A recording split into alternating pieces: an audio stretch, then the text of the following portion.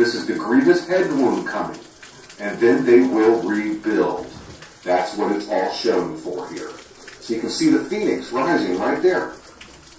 And you can see the red and the blue being mixed together.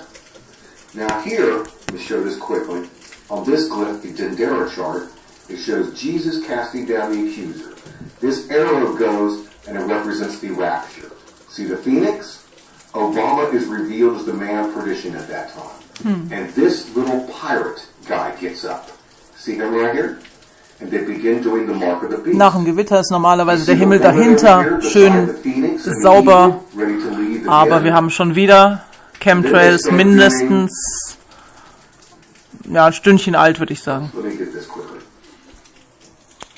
Und Suppe ohne Ende. Über den Wolken. And they begin doing this thing with these snakes, blending the DNA. If you don't take the mark of the beast, this guy comes and cuts everyone's head off. See right here? And then they're doing things to the left eye. All right here in front of us. But you see that pirate getting up? And right down here, he's actually in between the legs of this person. Right there.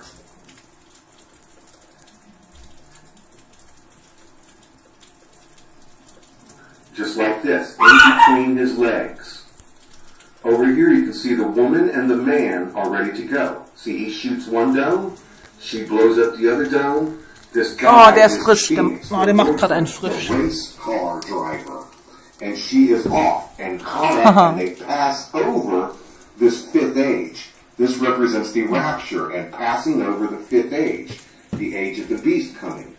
And we've seen that when he opens the abyss, see how he's shooting down here? And remember, down in between the legs, it's all built upon this beast. Everything that he has to do.